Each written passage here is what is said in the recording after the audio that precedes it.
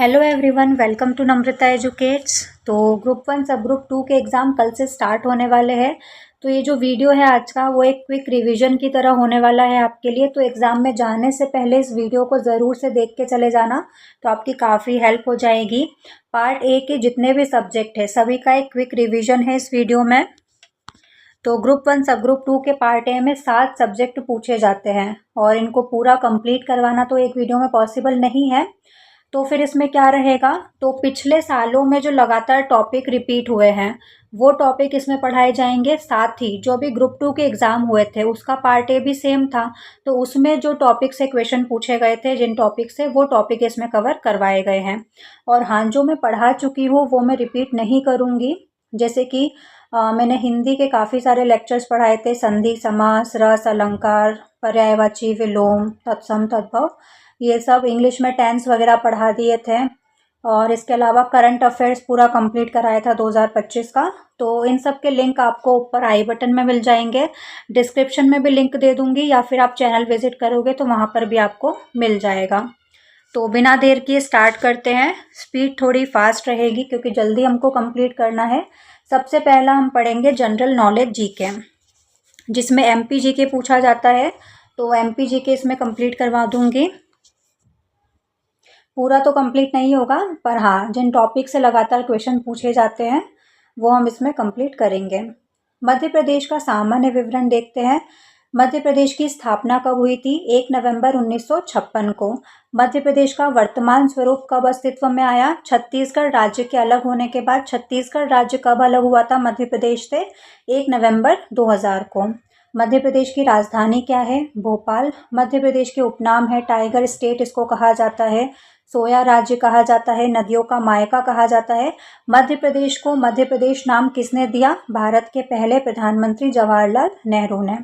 मध्य प्रदेश की भौगोलिक स्थिति अगर देखी जाए तो एक लैंड लॉक्ड राज्य है। लैंड लॉक्ड राज्य मतलब मध्य प्रदेश की जो बाउंड्री है, जो सीमा है, वो किसी भी समुद्र को स्पर्श नहीं करती है, साथ ही किसी अन्य देश को भी स्पर्श नहीं करती है।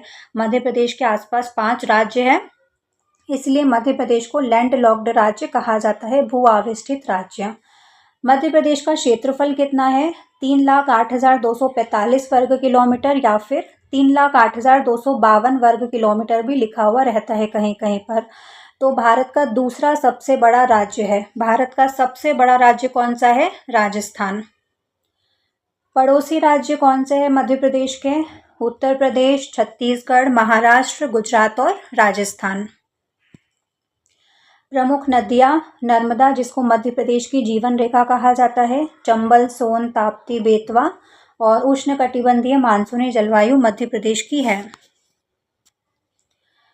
मध्य प्रदेश के कुछ राजकीय प्रतीक चिन्ह है। राजकीय पशु है बारहसिंगा, जो कि ब्रेडरी प्रजाति का है। राजकीय पक्षी दूधराज, जिसको शाह बुलबुल या पैराडाइज फ्लाई कैचर भी कहा जाता है। राजकीय वृक्ष बरगद है। राजकीय पुष्प सफ़ेद लिली है। राजकीय खेल मलखंब है। राजकीय नृत्य राई है, जो कि बुंदेलखंड क्षेत्र का है। और राजकीय नाट्य माछ है, जो कि मालवा क्षेत्र का है। इसके अलावा राजकीय मछली महाशीर है। राजकीय मछली महाशीर, जिसको वर्ष 2011 में राजकीय मछली का दर्जा दिया गया। प्रशासनिक ढांचा अगर देखें तो कुल 55 जिले हैं वर्तमान मध्य प्रदेश में, और 10 संभाग है। विधानसभा की 230 सीटें हैं, जिसमें से एससी की 35 सीट्स हैं और एसटी की 47 सीट्स हैं। लोकसभा की 29 सीटें हैं। लोकसभा की 29 सीटों में एससी की 4 सीटें हैं और एसटी की 6 सीटें हैं। राज्यसभा की कुल 11 सीटें हैं। भौतिक विभाजन मध्य प्रदेश का, इससे फ्रीक्वेंटली क्वेश्चंस पूछे जाते हैं। तो मध्य भारत का पठार, जो कि कुल भौगोलिक क्षेत्र का 10.68% भाग पर है, इसका निर्माण विंध्यनशील समूह के अपरदन और नदियों के निक्षेपों से हुआ है। और यहाँ पे जिले कौन कौन से हैं? नीमच, श्योपुर, मुरैना, भिंड, ग्वालियर, शिवपुरी। विषम जलवायु है, मतलब गर्मी में ज़्यादा गर्मी पड़ती है और शीत ऋतु में अत्यधिक ठंड पड़ती है। 50 से 75 सेंटीमीटर के आसपास वर्षा होती है। जलोढ़ और कछारी मिट्टी पाई जाती है। फसल मेन सरसों है, ज्वार है, तिल, गेहूँ। और नदियाँ चंबल, सिंध, काली सिंध, पार्वती, सीप वगैरह है। इसको सरसों की हांडी या फिर सरसों का पठार भी कहा जाता है। और मोस्ट इम्पॉर्टेंट लास्ट पॉइंट, यहाँ की सबसे ऊंची चोटी कौन सी है? टोंगरा, जिसकी ऊंचाई 430 मीटर है और ये श्योपुर जिले में पड़ती है। मध्य भारत के पठार की सबसे ऊंची चोटी टोंगरा है, जिसकी ऊंचाई 430 मीटर और ये श्योपुर जिले में पड़ती है। बुंदेलखंड का पठार 7.7% भाग पर है। नीस चट्टानों के अपरदन से इसका निर्माण हुआ है। जिले आ जाएंगे इसमें दतिया, सागर, अशोकनगर, टीकमगढ़, निवाड़ी, छतरपुर, पन्ना। मिश्रित मिट्टी मिलती है, लाल काली। नदियाँ इसमें बेतवा, सिंध, धसान, उर्मिल, जामनी। और मोस्ट इम्पॉर्टेंट, बुंदेलखंड के पठार की सबसे ऊंची चोटी कौन सी है? सिद्ध बाबा की चोटी, जिसकी ऊंचाई 1172 मीटर है। और बेतवा नदी जो यहाँ पर बहती है, इसको बुंदेलखंड की गंगा भी कहा जाता है। मालवा का पठार कुल 28% भाग पर विस्तृत है, जो कि सबसे बड़ा प्राकृतिक क्षेत्र है। इसका निर्माण दक्कन क्रेप की लावा और बेसाल्ट चट्टानों के टूटने से हुआ है। यहाँ की जलवायु समशीतोष्ण जलवायु है। और जो चीनी यात्री फायान आया था, उसने मालवा की जलवायु को सर्वश्रेष्ठ जलवायु कहा था। यहाँ पर काली मिट्टी पाई जाती है, जिसमें सोयाबीन, कपास, गेहूँ यहाँ की मुख्य फसलें हैं। इसको गेहूं की डलिया भी कहा जाता है। और मालवा के पठार की सबसे ऊंची चोटी सिगार चोटी है, जिसकी ऊंचाई 881 मीटर है। उसके बाद सेकंड नंबर पर आती है जानापाव, 854 मीटर ऊंची, और धजारी 810 मीटर ऊंची। तीनों ही चोटियां इंदौर जिले में स्थित हैं। सबसे ऊंची चोटी कौन सी है मालवा के पठार की? सिगार चोटी, फिर जानापाव और फिर धजारी। रीवा पन्ना का पठार कुल 10.36% भाग पर विस्तृत है। यहाँ पर मिश्रित मिट्टी पाई जाती है। इसको विंध्यन कगारी या स्कारप्लैंड भी कहा जाता है। और यहाँ की सबसे ऊंची चोटी कौन सी है? गुडविल, जिसको सद्भावना शिखर या फिर कालूमार चोटी भी कहा जाता है। 752 मीटर इसकी ऊंचाई है। दमोह जिले में स्थित है। नर्मदा सोन घाटी कुल क्षेत्र के 26% क्षेत्र पर विस्तृत है।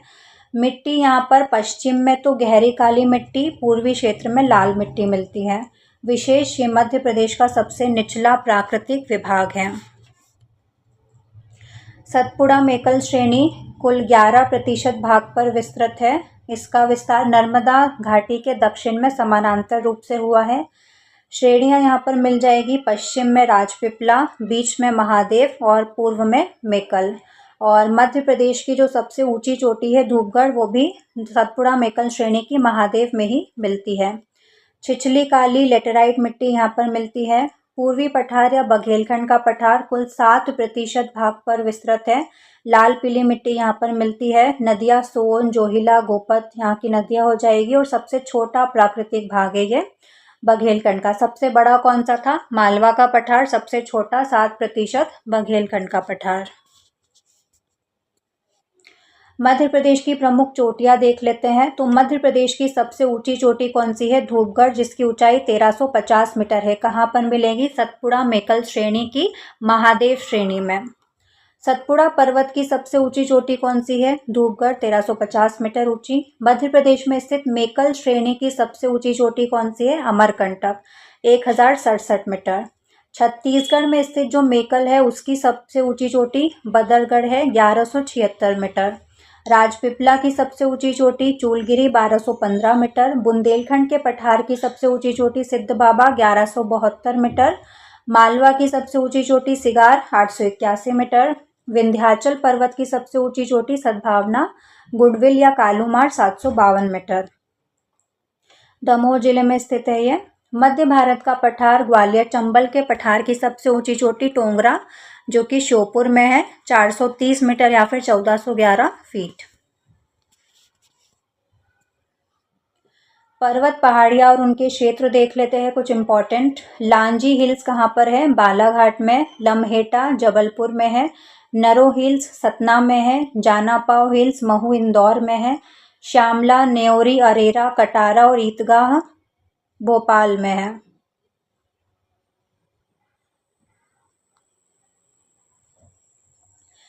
त्रिकुटा पर्वत मैयर पे है। मथवार हिल्स धार अलीराजपुर में है, बाघ हिल्स धार में है, धजारी हिल्स इंदौर में है, टोंगरा हिल्स श्योपुर में है, कालीभीत हिल्स बैतूल में है, गिद्धराज पर्वत मैहर में है, गोमपांचल ग्वालियर में है, गोमनपुर मोगराबा नीलखंड और शिकारपुरा धार में है, कांवड़िया हिल्स शंकरगढ़ हिल्स देवास में है। नदियों के किनारे स्थित जो प्रमुख शहर है, नर्मदा नदी के किनारे जबलपुर, नर्मदापुरम, बड़वाह, नेमावर, भोजपुर, सांची, चंदेरी, ओरछा। बेतवा नदी के किनारे है बुरहानपुर, नेपानगर, ताप्ती नदी के किनारे है बालाघाट, वेनगंगा नदी के किनारे है उज्जैन, शिप्रा नदी के किनारे है इंदौर, खान नदी सरस्वती नदी के किनारे है बीहड़, बिछिया,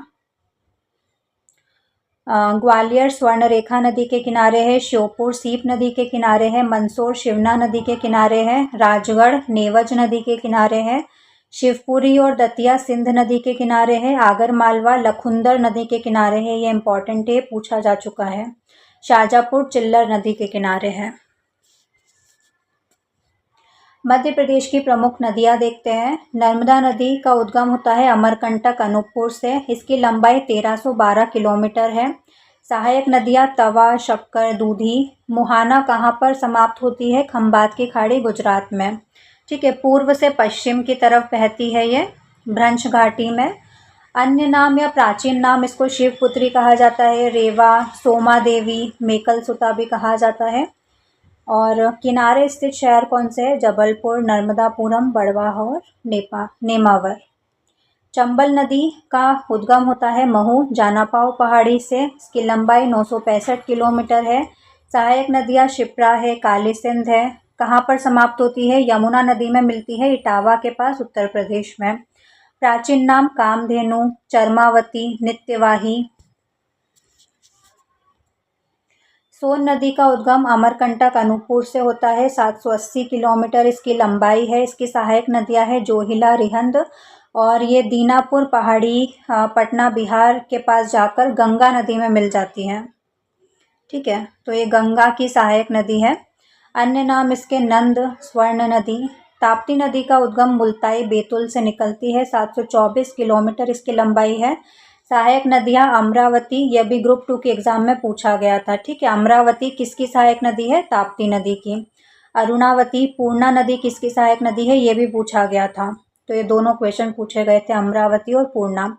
ताप्ती की सहायक नदियाँ हैं। कहाँ पर समाप्त होती है? तो खंबात की खाड़ी गुजरात में जाके, ये भी पूर्व से पश्चिम की ओर भ्रंश घाटी में बहती है। प्राचीन नाम सूर्यपुत्री कहा जाता है इसे। किनारे स्थित शहर कौन से हैं? बुरहानपुर और नेपानगर।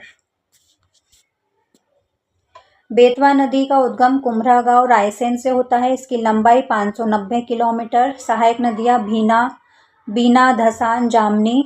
समाप्त कहाँ पर होती है? यमुना नदी में मिलती है, हमीरपुर उत्तर प्रदेश के पास में। प्राचीन नाम वेत्रवती। किनारे स्थित शहर कौन से हैं? भोजपुर, सांची, चंदेरी, ओरछा पूछा जा चुका है। ठीक है, ओरछा शहर किस नदी के किनारे स्थित है? बेतवा नदी। शिप्रा नदी कहाँ से निकलती है? इंदौर की काकरी बर्डी पहाड़ी से। इसकी लंबाई 195 किलोमीटर है। प्राचीन नाम शिव की बहन अवंती भी कहा जाता है और इसके किनारे स्थित शहर है उज्जैन, जहाँ पर हर 12 साल में सिंहस्थ मेले का आयोजन होता है और अभी 2028 में लगेगा। केन नदी का उद्गम अहिरगांव कटनी से होता है। इसकी लंबाई 427 किलोमीटर है। सहायक नदियाँ उर्मिल है। समाप्त कहाँ पर होती है? बांदा, यमुना नदी की सहायक नदी है ये, यमुना नदी में मिल जाती है बांदा के पास, उत्तर प्रदेश में।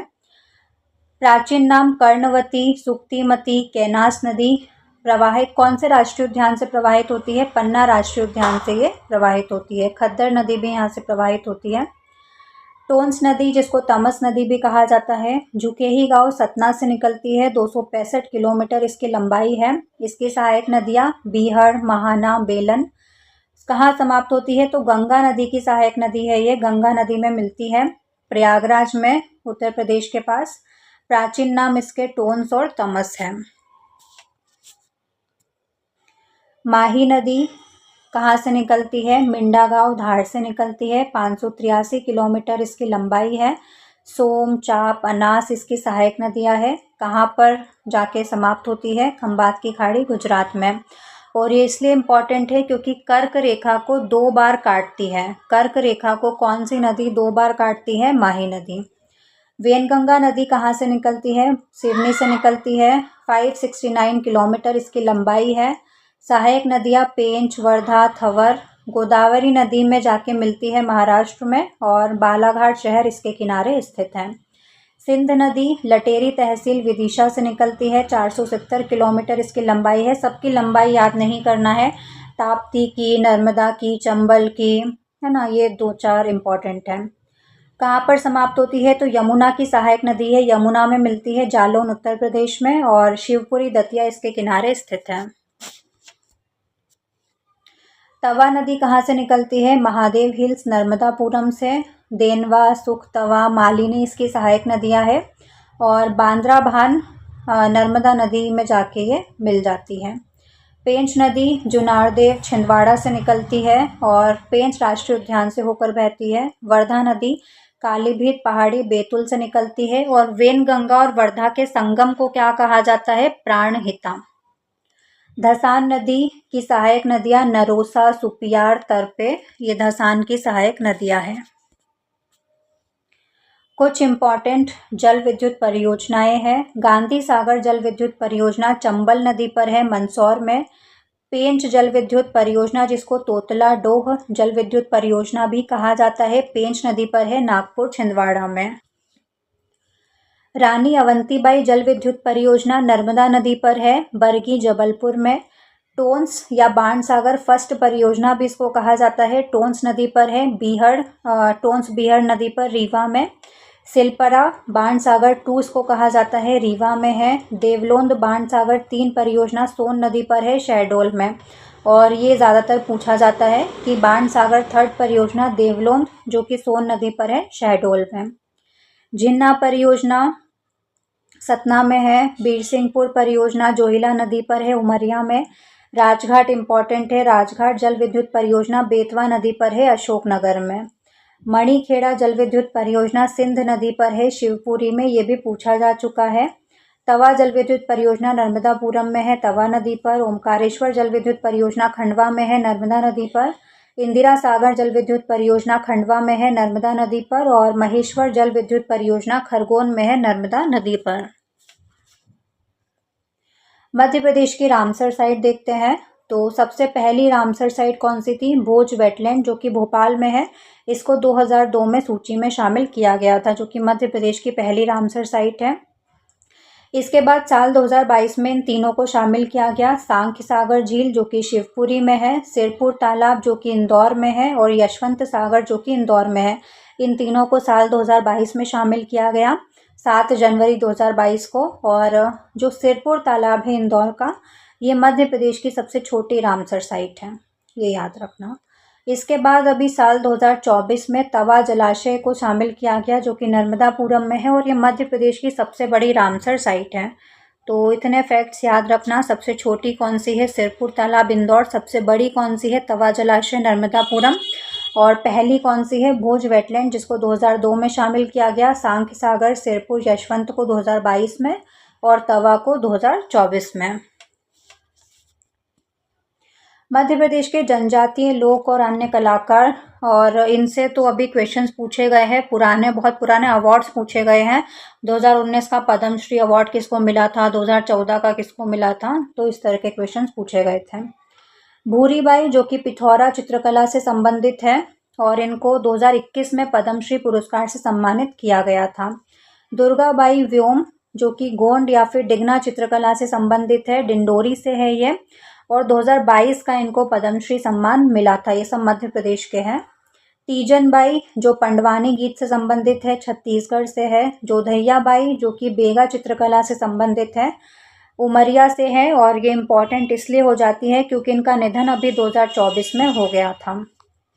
बत्तोबाई गुड़िया शिल्प से संबंधित है, ग्वालियर से है। सूरजबाई खांडे भरथरी गायिका है, बिलासपुर छत्तीसगढ़ की। असगरी बाई संगीतकार है, बिजावर छतरपुर की। अर्जुन सिंह धुर्वे परधौनी नृत्य से संबंधित है, जो कि बेगांव का नृत्य है, और ये डिंडोरी से संबंधित है। राम सहाय पांडे इम्पॉर्टेंट है बहुत ज़्यादा, राई नृत्य से संबंधित है, जो कि राजकीय नृत्य है, मध्य प्रदेश का बुंदेलखंड क्षेत्र में किया जाता है। और इनका निधन अभी 2025 में, अप्रैल 2025 में इनका निधन हो गया था, इसलिए ये पूछा जा सकता है। तो जोधैया बाई याद रखना और राम सहाय पांडे। भज्जू सिंह श्याम गोंडी चित्रकला से संबंधित है, डिंडोरी से है। मोहम्मद बिलाल खत्री बाघ प्रिंट से संबंधित है, धार जिले से संबंधित है। शांति परमार रमेश परमार दोनों गुड़िया शिल्प से संबंधित है, झाबुआ जिले से। आनंद सिंह श्याम गोंड चित्रकला से संबंधित है, डिंडोरी से है। सुभाष अमलियार भील चित्रकला से संबंधित है, झाबुआ से है। धनैया बाई गोंड चित्रकला से संबंधित है, कलावती श्याम गोंड चित्रकला से संबंधित है। लहरी बाई बेगा ये बहुत इंपॉर्टेंट है, मोटा अनाज की संरक्षक है, इनको मिलेट क्वीन कहा जाता है, डिंडोरी से है। पादप जीनोम संरक्षक पुरस्कार 2021-22 इनको मिला था। जनगढ़ सिंह श्याम गोंड चित्रकला से संबंधित है, डिंडोरी से है। कालूराम बामनिया भजन गायक है, देवास के, 2024 में इनको पद्मश्री पुरस्कार मिला था। ओम प्रकाश शर्मा माच नाट्यकला से संबंधित है। नंदकुशिया श्याम गोंड भित्ति चित्रकला से संबंधित है, अहिल्या सम्मान 2023 इनको मिला था। सावनी बाई बेगा चित्रकार है, डिंडोरी से संबंधित है। बलदेव बाघमारे भरेवा शिल्पकार है, बैतुल के, और राष्ट्रीय हस्तशिल्प पुरस्कार 2025 इनको मिला था। हरचंदन सिंह भट्टी कला वास्तुकला के लिए इनको 2025 का पद्मश्री पुरस्कार अभी मिला है वर्तमान में। जनजातीय संग्रहालय के आदिवासी परिवेश के डिजाइनर है ये। मध्य प्रदेश में प्रथम देख लेते हैं। मध्य प्रदेश के पहले राज्यपाल डॉक्टर पट्टाभी सीतारमैया। मध्य प्रदेश की पहली महिला राज्यपाल कौन थी? सुश्री सरला ग्रेवाल। मध्य प्रदेश के पहले मुख्यमंत्री पंडित रविशंकर शुक्ल। मध्य प्रदेश के पहले गैर कांग्रेसी मुख्यमंत्री कैलाश चंद्र जोशी। मध्य प्रदेश की पहली और एकमात्र महिला मुख्यमंत्री सुश्री उमा भारती। पहले मुख्य न्यायाधीश मोहम्मद हिदायतुल्ला। पहली महिला न्यायाधीश श्रीमती सरोजनी सक्सेना। अब याद रखना यहाँ पर कि मुख्य न्यायाधीश मोहम्मद हिदायतुल्ला है और मध्य प्रदेश की पहली महिला न्यायाधीश, मुख्य न्यायाधीश नहीं, सिर्फ न्यायाधीश कौन थी? श्रीमती सरोजनी सक्सेना। पहले विधानसभा अध्यक्ष कुंजीलाल दुबे। पहले मुख्य सचिव एच.एस. कामत। पहली महिला मुख्य सचिव निर्मला बुच। पहले विधानसभा उपाध्यक्ष विष्णु विनायक सरवटे। पहले विपक्ष के नेता विश्वनाथ यादवराव तामसकर। पहली महिला नेता विपक्ष जमुना देवी। पहले वित्त मंत्री मिश्रीलाल गंगवाल। राज्य के निर्वाचन आयुक्त पहले एन.बी. लोहानी। पहले राज्य वित्त आयोग के अध्यक्ष सवाई सिंह सिसोदिया।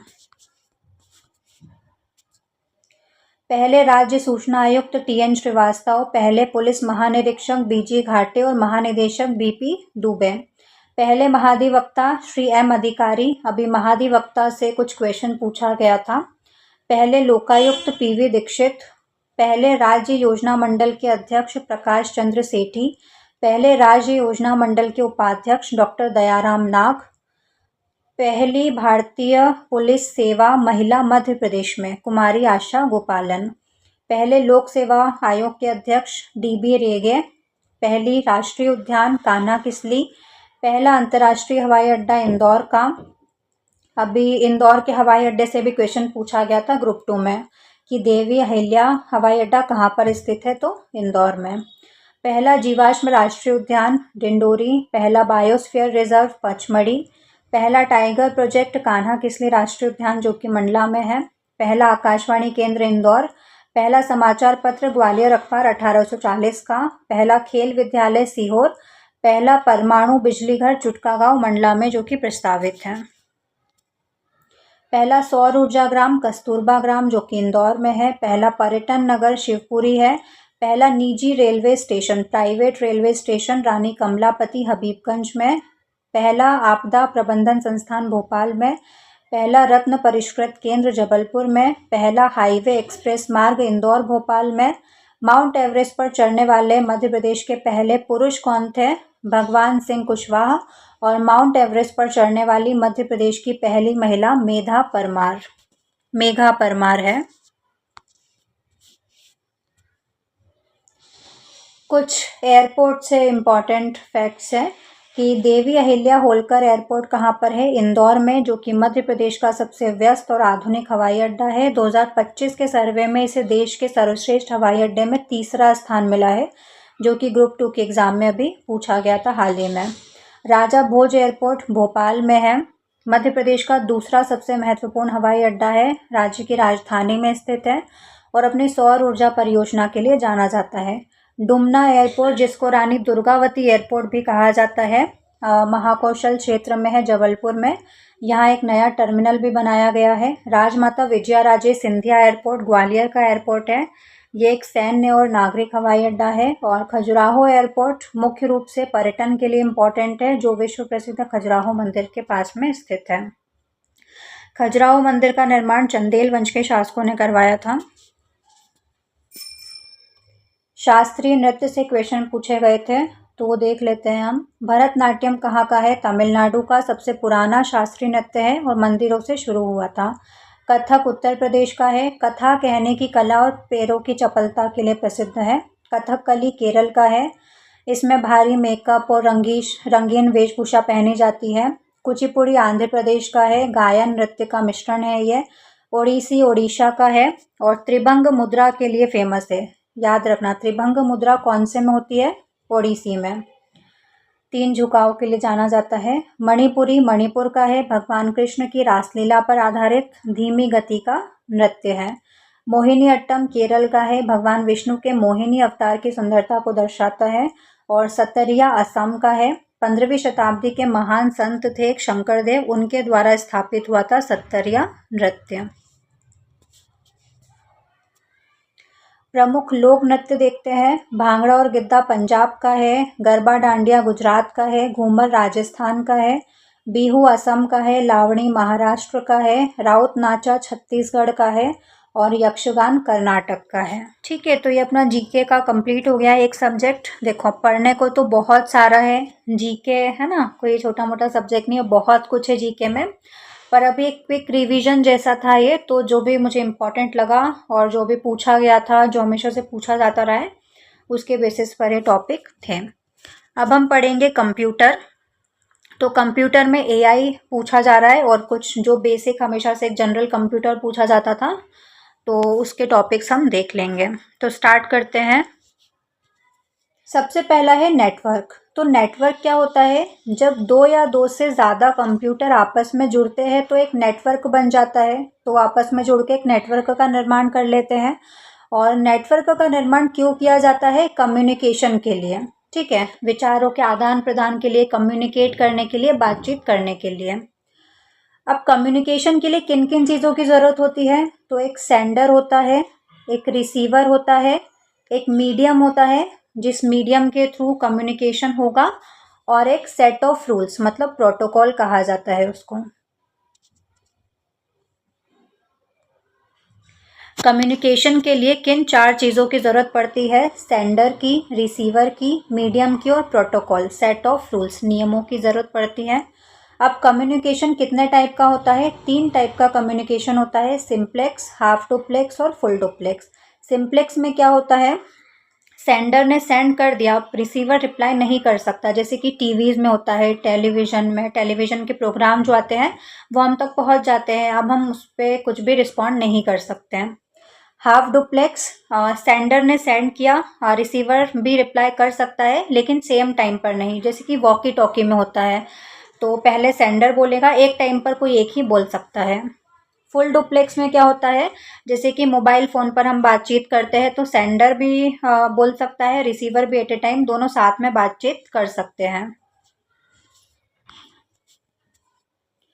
नेटवर्क के टाइप्स कितने होते हैं? लैन, मैन, वैन, मेन 3 टाइप का नेटवर्क होता है। Local area network, metropolitan area network और वाइड एरिया नेटवर्क। लैन का एग्जाम्पल क्या है? ईथरनेट। 0 से 10 किलोमीटर की रेंज में होता है ये, इसकी स्पीड 10 Mbps होती है और सबसे फास्ट नेटवर्क ये होता है। मेट्रोपॉलिटन एरिया नेटवर्क एक शहर के मध्य होता है, जिसकी रेंज कितनी होती है? 10 से 100 किलोमीटर तक। इसकी स्पीड होती है 44 से 155 Mbps तक। वाइड एरिया नेटवर्क का एग्जाम्पल इंटरनेट है सबसे अच्छा, और ARPANET इसका एग्जाम्पल हो जाएगा। इसका फुल फॉर्म क्या होता है? Advance research project agency. और एक पैन होता है पर्सनल एरिया नेटवर्क, जिसके एग्जाम्पल क्या हो जाएंगे? हॉटस्पॉट और ब्लूटूथ।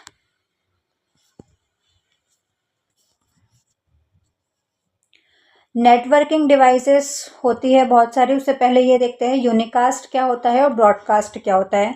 यूनिकास्ट मतलब एक सेंडर है और एक रिसीवर है, तो ये यूनिकास्ट। ब्रॉडकास्ट एक सेंडर है और रिसीवर बहुत सारे हैं। हम बोलते हैं ना मैसेज ब्रॉडकास्ट करना है, बहुत सारे लोगों को भेजना, तो वही यूनिकास्ट मतलब एक सेंडर एक रिसीवर, ब्रॉडकास्ट मतलब एक सेंडर और बहुत सारे रिसीवर।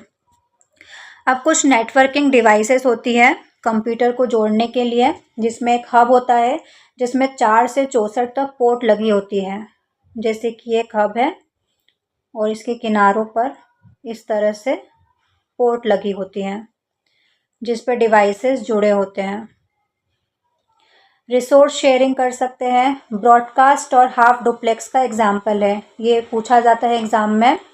हब में क्या होता है? ब्रॉडकास्ट होता है और हाफ डुप्लेक्स का एग्जाम्पल है। स्विच क्या होता है? स्विच में फ्लैश रैम का यूज़ होता है। यूनिकास्ट और फुल डुप्लेक्स का स्विच एग्जाम्पल है। ब्रिज क्या होता है? दो समान प्रोटोकॉल वाले नेटवर्क को जोड़ने के लिए। दो नेटवर्क है और दोनों का प्रोटोकॉल सेम है, उनको जोड़ने के लिए ब्रिज का यूज़ होता है। दो अलग अलग प्रोटोकॉल वाले नेटवर्क को जोड़ने के लिए गेटवे का यूज़ होता है। राउटर शॉर्टेस्ट पाथ अवेलेबल करवाता है मैसेज को डिवाइसेस तक भेजने के लिए। मॉडेम क्या होता है? मॉड्यूलेटर डिमॉड्यूलेटर इसका फुल फॉर्म होता है।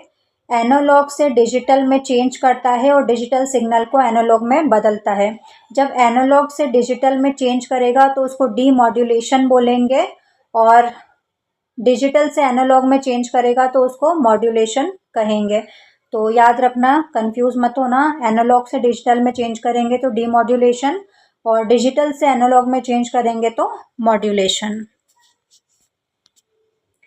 टोपोलॉजी वाला टॉपिक मैंने जब आपको ग्रुप 2 के लिए कंप्यूटर के PYQ करवाए थे, उसमें मैंने टोपोलॉजी डिटेल में पढ़ाया था, तो यहाँ पर एक शॉर्ट में देख लेते हैं।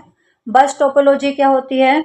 एक केबल होती है, इससे कई सारे कंप्यूटर्स जुड़े होते हैं। केबल खराब तो पूरा सिस्टम पूरा नेटवर्क खराब हो जाता है। ऑफिस में यूज़ आता है, आप लोगों की जो ऑनलाइन एग्ज़ाम होती है उसमें यही वाला टोपोलॉजी यूज़ करते हैं। रिंग टोपोलॉजी बाई डायरेक्शनल होता है।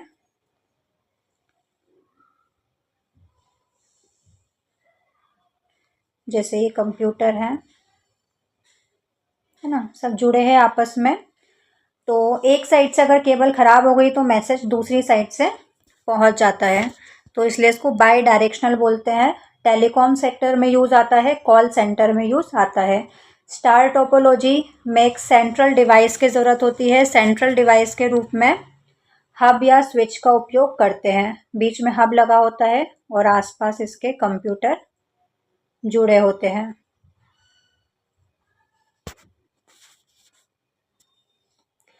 ट्रैफिक सिग्नल में कंट्रोल रूम में स्टार टोपोलॉजी का यूज़ किया जाता है। मैश टोपोलॉजी जैसे इंटरनेट कनेक्शन होता है, और ट्री टोपोलॉजी कोई भी दो या दो से ज़्यादा टोपोलॉजीज को मिला के ट्री टोपोलॉजी बनती है, इसको हाइब्रिड टोपोलॉजी भी कहा जाता है। इंटरनेट दो शब्दों इंटरनेशनल नेटवर्क से मिलके बनता है। इंटरनेट की थोड़ी बहुत हिस्ट्री देख लेते हैं। तो इंटरनेट की शुरुआत सबसे पहले USSR के द्वारा स्पुतनिक के रूप में की गई थी, जिसके द्वारा अपनी सारी क्रिया सैटेलाइट की सहायता से पूरी की जाती थी। उसके बाद अमेरिका की जो डिफेंस मिनिस्ट्री थी उसने ARPANET का निर्माण किया। इस इंटरनेट के निर्माण के बाद प्रोटोकॉल के रूप में TCP/IP को लागू किया गया। उसके बाद टिम बर्नर्स-ली ने एड्रेस के रूप में WWW का आविष्कार किया, वर्ल्ड वाइड वेब। अब 4 बार जो W होते हैं उसका फुल फॉर्म क्या होता है? वर्ल्ड वाइड वेब वॉर्म, जो कि एक सर्च इंजन है। और WWW का एक फुल फॉर्म और होता है वर्ल्ड वाइड वायरलेस वेब, जो कि एक नेटवर्क है। तो कंफ्यूज मत होना, एक बार इसका मतलब क्या होता है? वर्ल्ड वाइड वेब वॉर्म, जो कि एक सर्च इंजन है, और वर्ल्ड वाइड वायरलेस वेब, जो कि एक नेटवर्क है। इसके बाद इंटरनेट को भारत में कब लागू किया गया, तो 15 अगस्त 1995 को VSNL विदेश संचार निगम लिमिटेड के द्वारा लाया गया। इंट्रानेट क्या होता है, तो इंटरनेट यदि किसी एक बिल्डिंग के अंदर काम करता है, कोई पर्टिकुलर बिल्डिंग है उसके अंदर एक इंटरनेट काम कर रहा है, तो उसको क्या कहेंगे, इंट्रानेट। और ये अपनी क्रिया लैन के रूप में पूरी करता है, लोकल एरिया नेटवर्क। एक्स्ट्रानेट क्या होता है, इंटरनेट यदि प्राइवेट रूप से एक से अधिक ब्रांचेस के रूप में उपलब्ध कराया जाता है तो ये एक्स्ट्रानेट के रूप में माना जाता है। और वैन के रूप में अपनी क्रिया पूरी करता है, wide area network. IP address क्या होता है, तो एक यूनिक एड्रेस होता है। जब भी कोई यूज़र इंटरनेट का यूज़ करना चाहता है तो सबसे पहले उसको आईपी एड्रेस की ज़रूरत होती है। आईपी एड्रेस कौन प्रोवाइड करता है, आईएसपी। आईएसपी का फुल फॉर्म क्या होता है, इंटरनेट सर्विस प्रोवाइडर। अगर आईपी एड्रेस आपके पास रहता है तो आप इंटरनेट का यूज़ कर सकते हो, अदरवाइज़ नहीं। यदि आईपी एड्रेस नहीं है तो इंटरनेट का यूज़ नहीं कर सकते हैं। आईपी एड्रेस के लिए जब यूज़र रिक्वेस्ट करता है तो वो रिक्वेस्ट उस एरिया के आईएसपी इंटरनेट सर्विस प्रोवाइडर के पास पहुंचती है और उनके पास 0 से 255 तक के नंबर होते हैं। ये इंपॉर्टेंट है, याद रखना। कितने नंबर होते हैं, 0 से 255 तक के। और इन्हीं नंबर के कॉम्बिनेशन को बना के आपको एक आईपी एड्रेस प्रदान कर दिया जाता है, जिसकी लेंथ कितनी होती है, 32 बिट। इम्पॉर्टेंट है, कितनी लेंथ होती है, 32 बिट की, जिसमें ABCD 4 क्लासेस होती है। यूनिक एड्रेस देखो, IPv4 होता है वर्जन 4, जिसमें 32 बिट्स थी, स्टैटिक होता था। IPv6 वर्जन 6 जो कि डायनामिक है, इसमें 128 बिट होती है। और ये भी एग्जाम में पूछा गया था, ग्रुप 2 के एग्जाम में, कि IPv6 में कितनी बिट्स होती है, 128 बिट्स। मैक एड्रेस क्या होता है, मैक का फुल फॉर्म होता है मीडिया एक्सेस कंट्रोल। जब किसी यूज़र के द्वारा इंटरनेट का यूज़ किया जाता है ना, तो उसके लिए वो किसी ना किसी डिवाइस की तो सहायता लेगा, है ना। तो उस डिवाइस को बनाने के टाइम पे जिस कंपनी ने उसको बनाया था, उस डिवाइस को, वो उसको एक मैक एड्रेस प्रदान करती है, जिसे फिजिकल एड्रेस के रूप में माना जाता है, जिसकी लेंथ कितनी होती है, 48 बिट की। डोमेन नेम क्या होता है, तो आपको आईपी एड्रेस मिला था, इंटरनेट यूज़ करने के लिए आपको एक आईपी एड्रेस मिला था जो 0 से 255 तक के नंबर का कॉम्बिनेशन था, 32 बिट्स लंबा। ठीक है, कितना लंबा था, 32 बिट्स का, जिसको याद रख पाना तो पॉसिबल नहीं है। न्यूमेरिकल रूप में होता है, जिसको याद रख पाना संभव नहीं है, पॉसिबल नहीं है। तो इसको एक नाम दिया गया जिसको डोमेन नेम कहा गया। 2 भागों में ये होता है, जिसको डॉट से सेपरेट किया जाता है। डॉट के पहले वाला भाग संस्था का नाम होता है, डॉट के बाद वाला जो भाग होता है वो डोमेन नेम की कैटेगरी को प्रदर्शित करता है कि किस कैटेगरी का है वो। जैसे कि facebook.com, तो फेसबुक क्या है, पहला संस्था का नाम है, और कॉम क्या है, कमर्शियल, एक डोमेन नेम की कैटेगरी बताता है वो। ठीक है, तो facebook.com। URL क्या होता है, URL का फुल फॉर्म होता है यूनिफॉर्म रिसोर्स लोकेटर। तो ये आपको पता ही होगा, एड्रेस का पूरा जो पाथ होता है वो URL होता है। ये अपनी क्रिया 3 भागों में पूरी करता है। URL के कंपोनेंट्स कौन कौन से होते हैं, पहला भाग प्रोटोकॉल होता है, दूसरा भाग एड्रेस होता है, तीसरा भाग डोमेन नेम को प्रदर्शित करता है। जो पूरा पाथ होता है उसमें सबसे पहला प्रोटोकॉल होता है, फिर एड्रेस होता है, फिर डोमेन नेम होता है। डोमेन नेम की 2 भाग होते हैं जो कि मैंने अभी आपको बताया, पहला संस्था का नाम, दूसरा कैटेगरी। पहला देखो, HTTP क्या हो जाएगा, प्रोटोकॉल हो जाएगा, उसके बाद ये एड्रेस हो जाएगा, फिर facebook.com, तो ये डोमेन नेम हो जाएगा। उसमें भी फेसबुक क्या है, संस्था का नाम है, और कॉम क्या है, कैटेगरी है उसकी, जिसको डॉट से सेपरेट किया जाता है। तो ये याद रखना, ये आपको सभी परीक्षाओं में काम आएगा, बहुत बेसिक है ये तो। प्रोटोकॉल देखते हैं कुछ इंपॉर्टेंट। तो TCP/IP प्रोटोकॉल क्या होता है, इसका फुल फॉर्म होता है ट्रांसमिशन कंट्रोल प्रोटोकॉल। TCP का और IP का इंटरनेट प्रोटोकॉल।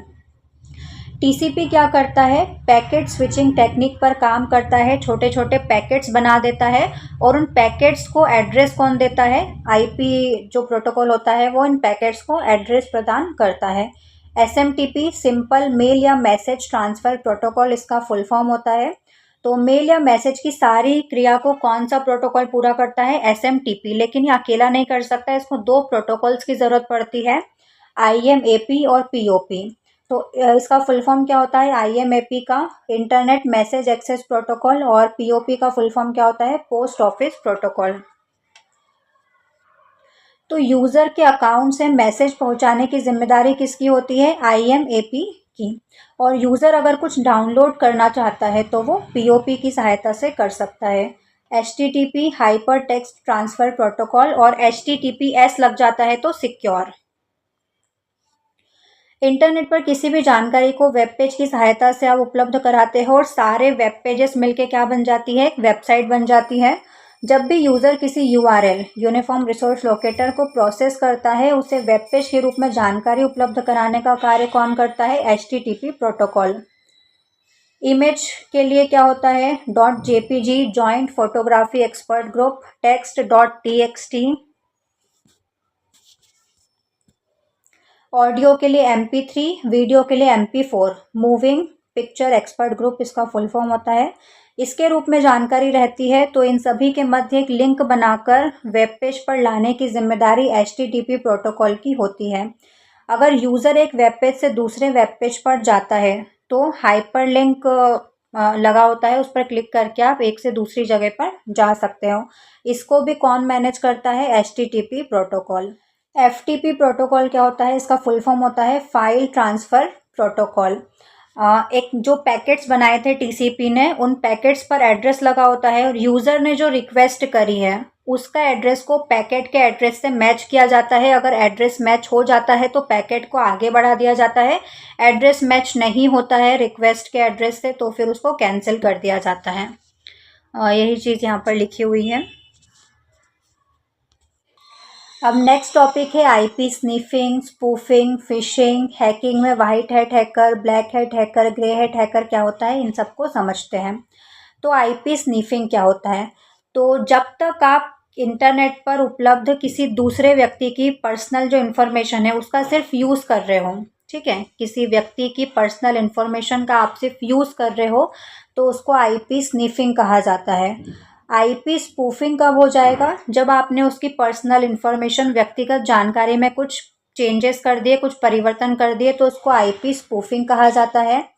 फिशिंग क्या होता है, जब आप इंटरनेट का यूज़ करते हो तो आपको बहुत अच्छे अच्छे लुभावने एडवर्टाइजमेंट दिखाए जाते हैं, तो इसी तरह से आपके लिए एक जाल बिछाया जाता है, जैसे मछली पकड़ने के लिए एक जाल बिछाया जाता है, तो उन एडवर्टाइजमेंट की माध्यम से एक जाल बिछाया जाता है आपको फंसाने के लिए। तो उस लिंक पर आप क्लिक करोगे तो आपके सिस्टम में, आपके कंप्यूटर में वायरस, वॉर्म वगैरह आ जाते हैं, उसको फिशिंग कहा जाता है। हैकिंग क्या होता है, तो जब आप किसी दूसरे व्यक्ति की जानकारी चुराते हो, डेटा चुराते हो, तो उसको हैकिंग कहा जाता है।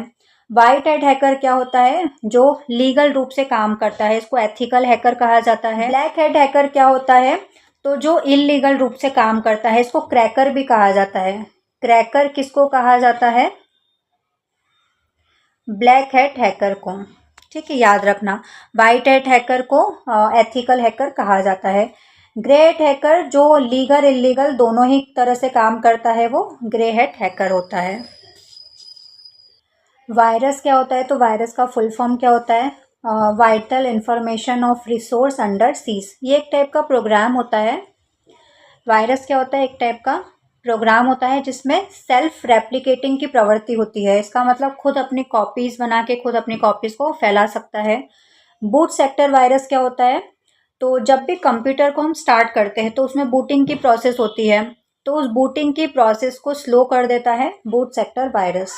पॉलीमॉर्फिक वायरस क्या होता है, तो प्रोग्राम तो एक ही रहता है लेकिन ये जब जब भी फैलता है तो अपने ऑपरेशंस को चेंज कर लेता है, तो उसको पॉलीमॉर्फिक वायरस कहा जाता है। ट्रोजन हॉर्स भी वायरस जैसा ही एक प्रोग्राम होता है, लेकिन इसको किसी एप्लीकेशन या किसी गेम वगैरह के साथ जोड़ दिया जाता है। तो जब भी आप उस एप्लीकेशन या उस गेम को डाउनलोड करोगे तो ये ऑटोमेटिक आपके कंप्यूटर में, आपके सिस्टम में आ जाएगा। लॉजिक बॉम्ब वो होता है जिसमें टाइमर लगा होता है, उसी टाइमर के अकॉर्डिंग ये अपनी सारी क्रिया कंप्लीट करता है। मैक्रो वायरस भी एक वायरस, छोटा वायरस होता है, प्रोग्राम होता है ये भी। ये सिर्फ माइक्रोसॉफ्ट ऑफिस की फाइल्स को प्रभावित करता है, जैसे कि एक्सेल की, वर्ड की, पावर पॉइंट, इन सबको प्रभावित करता है। वॉर्म क्या होता है? Write once read many. Worm का full form write once read many. ये भी वायरस की तरह एक प्रोग्राम होता है, लेकिन इतना सक्षम, इतना केपेबल नहीं होता कि अपने में डेटा स्टोर कर ले और कहीं और ट्रांसफ़र कर दें। तो ये सिर्फ सेल्फ रेप्लिकेशन पर ध्यान देता है कि ज़्यादा से ज़्यादा कॉपीज़ बना सके और फाइल अपने आप करप्ट होने लग जाती है। मैलवेयर क्या होता है? Malicious software. तो ये मिक्सचर होता है वॉर्म और वायरस दोनों का। बैकडोर को इंटरनेट की उपस्थिति की ज़रूरत होती है। इंटरनेट की उपस्थिति में फ़िशिंग के माध्यम से आपके सिस्टम में प्रवेश करता है, डेटा को अपने आप में स्टोर करके इंटरनेट की उपस्थिति में ही कहीं और ये ट्रांसफ़र कर देता है। फायरवॉल सिक्योरिटी के लिए यूज़ होती है, वॉर्म, वायरस, मैलवेयर वगैरह से बचाने के लिए। यूज़र को एक नोटिफिकेशन दिया जाता है, अगर यूज़र उसको एक्सेप्ट करता है तो ही ये वॉर्म, वायरस, मैलवेयर वगैरह आपके कंप्यूटर, आपके सिस्टम में प्रवेश कर पाएंगे, अन्यथा वो कैंसिल कर दिए जाते हैं। मेमोरी तो कंप्यूटर में डेटा को स्टोर करने के लिए मेमोरी का यूज़ किया जाता है। दो टाइप की मेमोरी होती है, प्राइमरी मेमोरी होती है, सेकेंडरी मेमोरी होती है। प्राइमरी मेमोरी दो टाइप की होती है, रेम रैंडम एक्सेस मेमोरी और रोम रीड ओनली मेमोरी। और सेकेंडरी में काफ़ी सारी आ जाएगी, floppy disk, hard disk, CD, DVD, pen drive वगैरह सब। रैम वॉलेटाइल मेमोरी होती है, परिवर्तनशील मेमोरी होती है, अस्थायी मेमोरी होती है, और रोम स्थायी मेमोरी होती है। सबसे फास्ट मेमोरी रजिस्टर होती है, फिर कैश मेमोरी आती है उसके बाद, फिर रैम, फिर रोम और फिर सारी सेकेंडरी मेमोरीज। सबसे फास्ट रजिस्टर होता है, फिर कैश मेमोरी, फिर रैम, फिर रोम और फिर सेकेंडरी मेमोरीज। अब एआई पढ़ते हैं, जो कि हॉट टॉपिक है, ज़्यादा क्वेश्चंस पूछे जाते हैं एआई से। अभी हिस्ट्री देखते हैं एआई की। तो फादर ऑफ आर्टिफिशियल इंटेलिजेंस किसको कहा जाता है? जॉन मैकार्थी को, जिनको एआई का जनक माना जाता है। इन्होंने 1956 में आर्टिफिशियल इंटेलिजेंस शब्द दिया था। ट्यूरिंग टेस्ट क्या होता है? तो एलन ट्यूरिंग ने एक टेस्ट बनाया था, जिससे ये पता चलता है कि कोई मशीन इंसान की तरह सोच सकती है या फिर नहीं। पहली एआई लैंग्वेज कौन सी थी? लिस्प, जिसको लिस्ट प्रोसेसिंग कहा जाता है। पहली एआई की भाषा थी जो एआई के लिए बनाई गई थी। एआई के कितने टाइप्स होते हैं कैपेबिलिटीज़ के आधार पर? वीक या नैरो एआई, जनरल एआई और सुपर एआई। वीक एआई क्या होता है? किसी स्पेसिफिक काम को करने के लिए बनाया जाता है, जैसे कि एलेक्सा, एप्पल का सिरी, गूगल असिस्टेंट, चेस के लिए जो एआई बनाया गया था वो। जनरल एआई जो इंसान की तरह काम करने की क्षमता रखता है, scientific fiction, science, sci fi movies में। और सुपर एआई जो इंसान से भी ज़्यादा बुद्धिमान है, हाइपोथेटिकल है, अभी कल्पना है, फ्यूचर एआई इसको कहा जाता है। मशीन लर्निंग और डीप लर्निंग क्या होता है? तो एआई एक बड़ा घेरा होता है, जैसे कि मान लो ये एआई है, आर्टिफिशियल इंटेलिजेंस। इसके अंदर क्या आता है? एमएल, मशीन लर्निंग, और मशीन लर्निंग के अंदर डीएल आता है, डीप लर्निंग। ठीक है, एआई आता है, उसके अंदर मशीन लर्निंग, और मशीन लर्निंग के अंदर आता है डीप लर्निंग। मशीन लर्निंग क्या होता है? तो मशीन्स को डेटा के आधार पर खुद सीखना सिखाया जाता है। और deep learning artificial neural network का यूज़ करता है, जो मानव मस्तिष्क की तरह काम करते हैं। एआई की प्रमुख तकनीकें क्या है? तो एनएलपी, नेचुरल लैंग्वेज प्रोसेसिंग, ये कंप्यूटर को इंसानी भाषा समझने और बात करने में मदद करता है। जैसे कि हम चैट जीपीटी से बात कर पाते हैं, किसकी मदद से? एनएलपी की मदद से। नेचुरल लैंग्वेज प्रोसेसिंग, हमारी भाषा को वो समझ पाता है, और गूगल ट्रांसलेट भी इसका एग्जाम्पल हो जाएगा। कंप्यूटर विजन क्या होता है? तो कंप्यूटर को फोटो या वीडियो देखकर चीज़ों को पहचानने की शक्ति देना। Facial recognition, QR code scanning. Expert systems क्या होते हैं? कोई खास क्षेत्र, जैसे कि मेडिसिन हो गया, लॉ हो गया, इसमें सलाह देने के लिए बनाया गया सॉफ्टवेयर।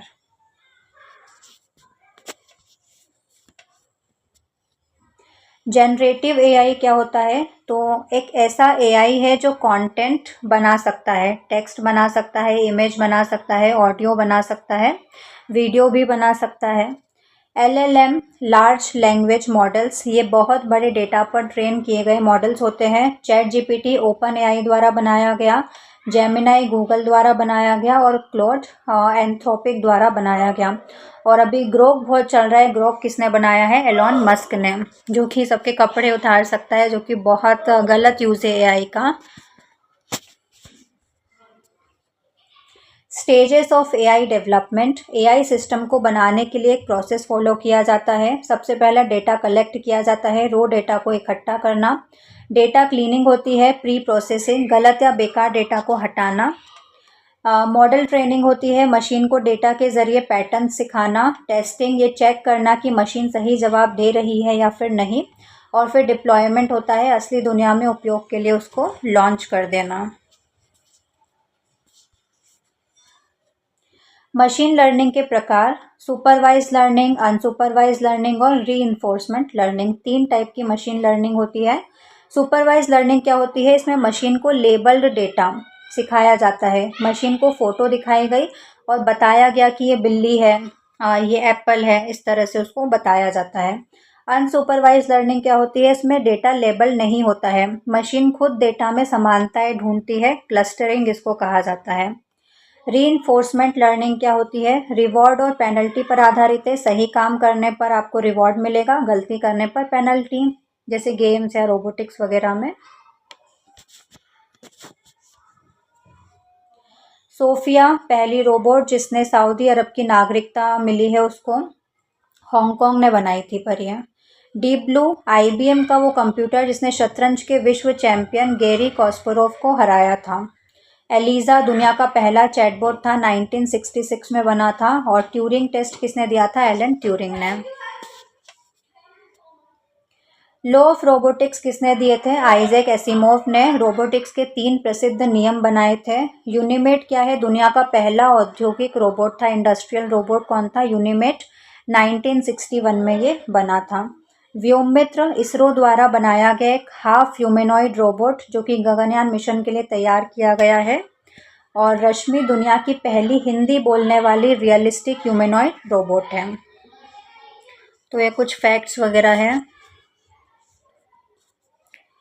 टॉप एआई मॉडल्स और उनकी कंपनीज। डेली किसने बनाया है? ओपन एआई का एक मॉडल है जो टेक्स्ट से इमेज जनरेट कर सकता है। डीप माइंड गूगल की एआई लैब है जिसने अल्फागो बनाया था।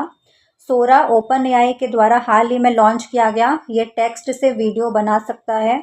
ग्रॉक एलन मस्क द्वारा बनाया गया एआई है।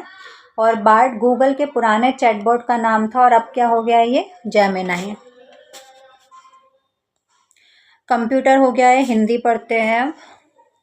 तो हिंदी के तो काफ़ी सारे टॉपिक मैं आपको पढ़ा चुकी हूँ। संधि हो चुका है, समास हो चुका है, रस हो चुका है, अलंकार हो चुका है, छंद हो चुका है, विलोम, पर्यायवाची, तत्सम, तद्भव, ये सब हो चुका है।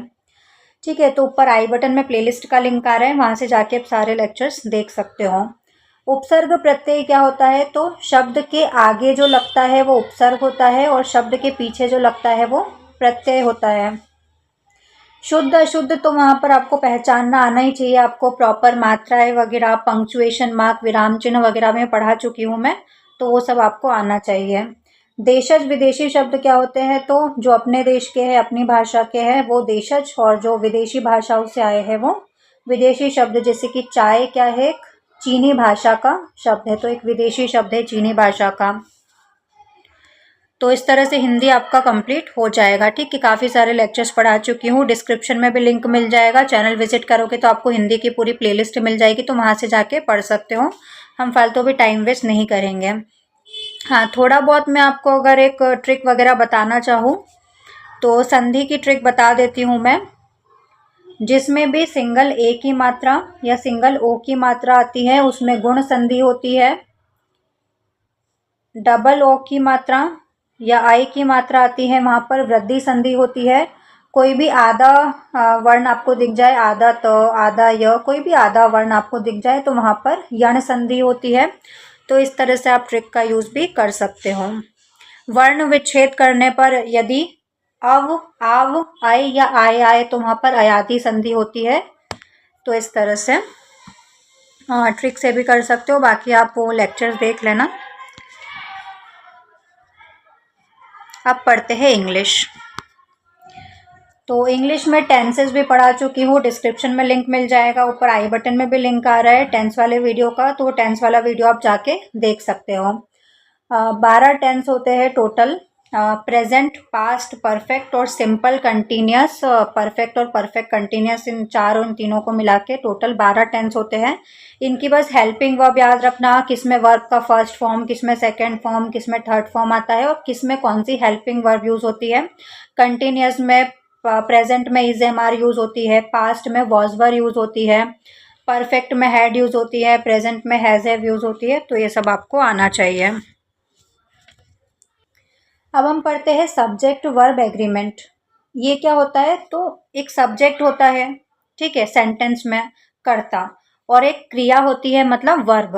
तो सब्जेक्ट और वर्ब होता है, उन दोनों के बीच एक एग्रीमेंट हुआ है कि अगर सब्जेक्ट सिंगुलर है तो वर्ब भी सिंगुलर आएगी, अगर सब्जेक्ट प्लूरल है तो वर्ब भी प्लूरल आएगी। तो सिंगुलर सब्जेक्ट के साथ सिंगुलर वर्ब का यूज होता है, प्लूरल सब्जेक्ट के साथ प्लूरल वर्ब का यूज होता है। बेसिक रूल्स देखते हैं। एसएस मतलब singular subject singular verb, plural subject plural verb. He, she, it या फिर किसी का भी जो नाम है वो सिंगुलर सब्जेक्ट है, इसके साथ इज, वॉज, हैज, प्लेस का यूज होता है, वर्ब के साथ एस आता है। दे, वी, यू या फिर बॉयज मतलब एक से ज़्यादा है तो बॉयज हो जाता है, ये प्लूरल है। इनके साथ are, were, have, play verb की बेस फॉर्म आती है, ठीक है, जो कि प्लूरल है। एग्जाम्पल जैसे कि द डॉग बार्क्स जो कि सिंगुलर है, द डॉग्स बार्क जो कि प्लूरल है।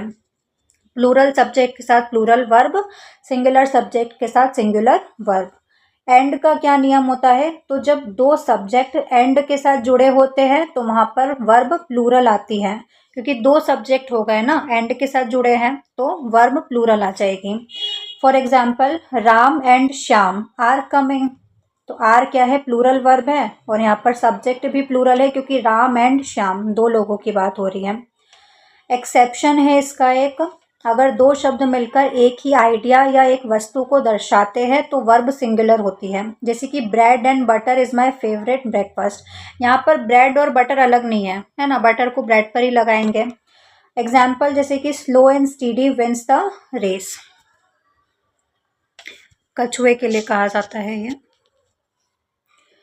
आइदर और नाइदर नॉर का रूल क्या कहता है, तो जब दो सब्जेक्ट इन शब्दों से जुड़े होते हैं आइदर और या नाइदर नॉर के साथ, तो जो नियरेस्ट सब्जेक्ट होता है उसकी वर्ब आती है। Neither the teacher nor the students are present, तो पास वाला सब्जेक्ट कौन सा है, टीचर या स्टूडेंट्स, तो स्टूडेंट्स नियरेस्ट सब्जेक्ट है, तो यहाँ पर स्टूडेंट्स है एक से ज़्यादा, तो वर्ब कैसी आएगी, प्लूरल, क्योंकि सब्जेक्ट प्लूरल है। आइदर द स्टूडेंट्स और द टीचर इज कमिंग, तो यहाँ पे पास वाला सब्जेक्ट क्या है, टीचर ना कि स्टूडेंट्स, और टीचर क्या है, सिंगुलर है, तो इस सिंगुलर वर्ब का यूज हुआ है। ईच, एवरी, एवरीवन और समवन के लिए ये सब सिंगुलर माने जाते हैं, तो इनके बाद चाहे प्लूरल नाउन आए लेकिन इनके साथ सिंगुलर वर्ब का ही यूज होता है। ईच, एवरी, एवरीवन, समवन इनके साथ सिंगुलर वर्ब का यूज होता है। Each of the players has performed well, everyone is happy। Of का यूज़ कैसे होता है, अक्सर ऑफ के बाद वाले शब्दों को आप सब्जेक्ट मान लेते हैं जो कि गलत है। वर्ब हमेशा ऑफ के पहले वाले शब्द के अनुसार आती है। The quality of this mangoes is good, तो यहाँ पर मैंगोज सब्जेक्ट नहीं है, ऑफ के पहले क्या आया है, क्वालिटी, तो ये क्वालिटी एक सब्जेक्ट है, ठीक है, जो कि सिंगुलर है।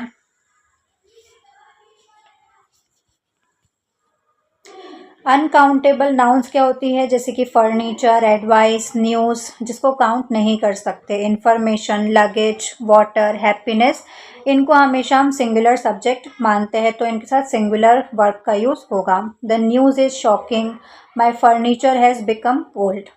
कलेक्टिव नाउन्स क्या होती है, फैमिली हो गया, कमिटी, ज्यूरी, टीम, एक यूनिट की तरह जब ये काम करते हैं तो सिंगुलर वर्ब, लेकिन इनके सदस्यों में अगर मतभेद होता है ना, कुछ डिविजन्स दिखाई पड़ते हैं तो प्लूरल वर्ब आती है। एग्जाम्पल से समझते हैं। The jury has given it's verdict, तो उन्होंने अपना वर्डिक्ट दिया, तो एक साथ है, वो एक मत है, एक यूनिट की तरह काम किया है उन्होंने, तो यहाँ पर सिंगुलर वर्ब का यूज हुआ है। The jury were divided in their opinions, है ना, उनके ओपिनियंस कैसे है, अलग अलग है, तो यहाँ पर प्लूरल वर्ब का यूज हुआ है। डायरेक्ट इस तरह के क्वेश्चन नहीं आते हैं, एरर वाले जो क्वेश्चन आते हैं ना उसमें ये पूछा जाता है। The jury was divided in their opinion, और आपसे पूछ लिया किस में एरर है, तो वॉज नहीं आएगा, वर आएगा। इस तरह से एरर डिटेक्शन में पूछा जाता है सब्जेक्ट वर्ब एग्रीमेंट को। प्रीपोजिशन पढ़ते हैं। एट का यूज़ कहाँ होता है, एग्जैक्ट टाइम के लिए, at 5 PM, at midnight. Small places के लिए, पॉइंट के लिए, at the bus stop, at the door. In का यूज़ किस में होता है, मंथ के साथ, ईयर के साथ, सीजन्स के साथ, इन 2024, इन समर, है ना। और कोई बंद स्पेस है, एनक्लोज्ड स्पेस है ना, और बिग एरियाज के लिए इन का यूज़ होता है, in Bhopal, in the room.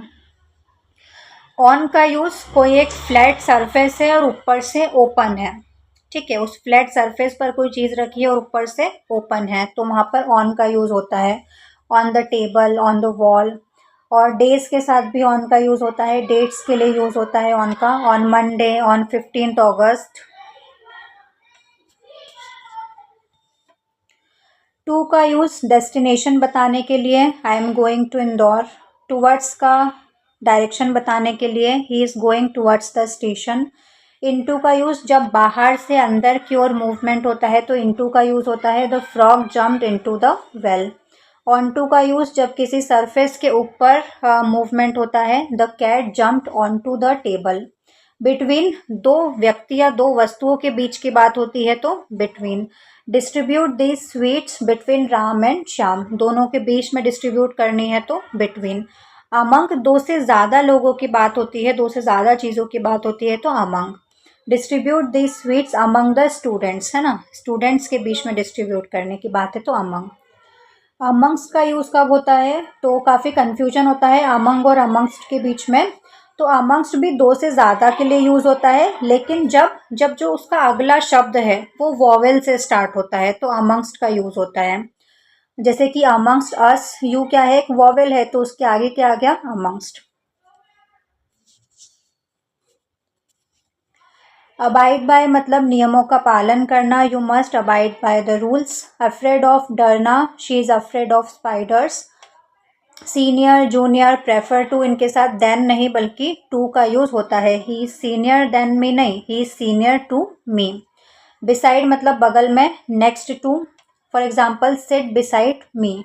Besides मतलब के अलावा, in addition to. For example, besides English he knows Hindi to.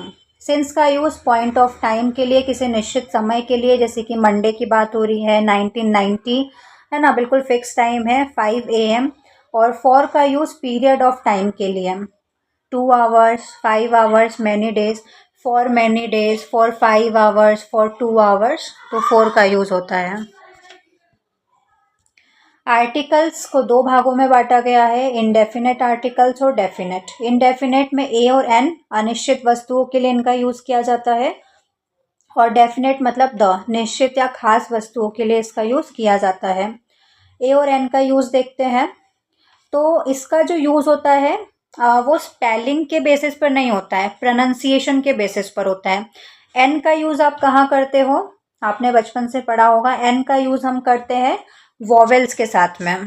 Vowels क्या होते हैं, ए, ई, आई, ओ और यू, लेकिन इनका साउंड देखा जाता है, ठीक है, भले ई लिखा है लेकिन यूरोपियन है तो पढ़ने में य आ रहा है, ठीक है, साउंड क्या है, य है, तो इसके साथ एन का यूज़ नहीं होगा, तो हमेशा साउंड्स देखना। जैसे कि अगर शब्द का पहला स्वर अ, आ, ई, ऊ, ए, ओ इनसे शुरू हो रहा है ना, बोलने में ये आना चाहिए। एन ऑनेस्ट मैन, भले एच से स्टार्ट हो रहा है लेकिन हम इसको क्या पढ़ते हैं, ऑनेस्ट मैन, ओ का साउंड आ रहा है तो यहाँ पर एन का यूज़ होगा। अब ए का यूज़, भले ही देखो यहाँ पर यूरोपियन आ रहा है तो ई से स्टार्ट हो रहा है, लेकिन हम बोलते क्या है, यूरोपियन, तो य का साउंड आ रहा है तो यहाँ पर ए का यूज़ होगा।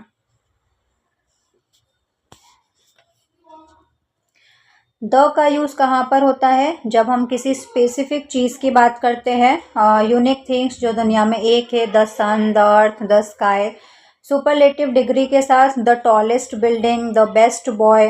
रिलीजियस बुक और रिवर्स के साथ में the Ramayana, the Gita, the Ganga, the Narmada. Directions के साथ में द ईस्ट, द वेस्ट। लेकिन अगर इनके साथ कोई शहर का नाम जुड़ा हो तो आर्टिकल का यूज़ नहीं होता है। तो वेस्ट बंगाल में द नहीं लगेगा, द वेस्ट बंगाल नहीं होता है, कोई आर्टिकल यूज़ नहीं होता है।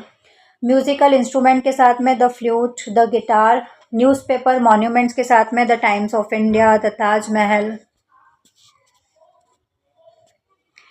ऑर्डिनल नंबर्स के साथ में फर्स्ट, सेकेंड, थर्ड, इनके पहले द का यूज़ होता है। For example, the first chapter of this book is easy. Same person, अगर दो पद किसी एक ही व्यक्ति के पास होते हैं तो पहले पद के आगे द लगता है। For example, the secretary and president is coming. यहाँ एक ही व्यक्ति है दोनों। The secretary and the president are coming, दोनों अलग अलग हैं। ज़ीरो आर्टिकल मतलब कहाँ पर आर्टिकल नहीं लगता है, तो लैंग्वेजेस, सब्जेक्ट के साथ आर्टिकल नहीं लगता है। I speak Hindi. Proper noun के साथ आर्टिकल नहीं लगता है। द भोपाल, ऐसा नहीं लगेगा। जनरल प्लेसेस जो होते हैं, school, college, church, hospital, jail वगैरह, इनके साथ आर्टिकल नहीं लगता है। I go to school daily, पढ़ने के लिए आप जाते हो, लेकिन कोई स्पेसिफिक काम के लिए वहाँ पर जा रहा है तो आर्टिकल का यूज़ होगा।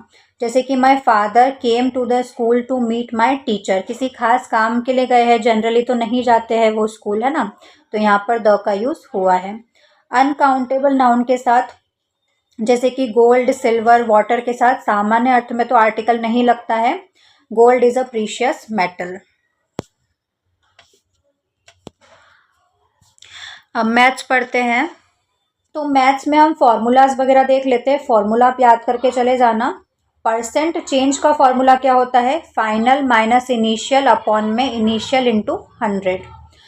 तो जो भी फाइनल, जैसे कि मान लो 50 से 70 में चेंज हुआ, तो इनिशियल क्या था 50%, फाइनल क्या है 70%, तो 70 माइनस 50 अपॉन में इनिशियल 50 इंटू 100।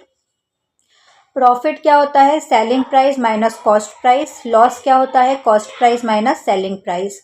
प्रॉफिट परसेंट अगर निकालना है तो जितना प्रॉफिट हुआ है उसको कॉस्ट प्राइस से डिवाइड करके मल्टीप्लाई 100 कर देंगे तो प्रॉफिट परसेंट आ जाएगा। लॉस परसेंट, लॉस अपॉन में कॉस्ट प्राइस इंटू 100, तो लॉस परसेंट आ जाएगा। सेलिंग प्राइस निकालना है जो कि हमेशा मार्क्ड प्राइस पर निकलता है। Marked price into 100 minus discount percent divide by 100। तो ये बेसिक फार्मूलाज है जो आपको पता होने चाहिए और इनसे आप डायरेक्ट सॉल्व कर सकते हो क्वेश्चंस को। बाकी इनकी मेथड वगैरह मैंने जितने भी मॉक टेस्ट करवाए हैं आपको ग्रुप 2 ग्रुप 1 के लिए, उसमें सब कुछ पढ़ाया था। सिंपल इंटरेस्ट, साधारण ब्याज का फॉर्मूला क्या होता है, एसआई सिंपल इंटरेस्ट बराबर P into R into T into upon में 100। पी क्या है, प्रिंसिपल अमाउंट, आर क्या है, रेट परसेंट, और टाइम क्या है, टी।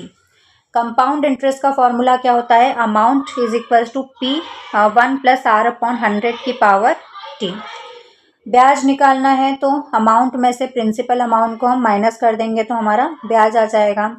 2 साल के लिए अगर हमको सीआई और एसआई के बीच का अंतर निकालना है तो उसका डायरेक्ट एक शॉर्ट ट्रिक का फॉर्मूला होता है पी आर अपॉन 100 की पावर 2।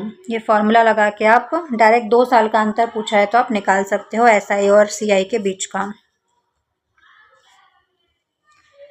डिस्टेंस बराबर स्पीड इंटू टाइम, बचपन से पढ़ते आ रहे। स्पीड बराबर क्या होता है, डिस्टेंस अपॉन टाइम। ठीक है, तो ये डिस्टेंस यहाँ रहेगा तो ये टाइम उधर जाके क्रॉस मल्टीप्लाई हो जाएगा तो एस इंटू टी हो जाएगा।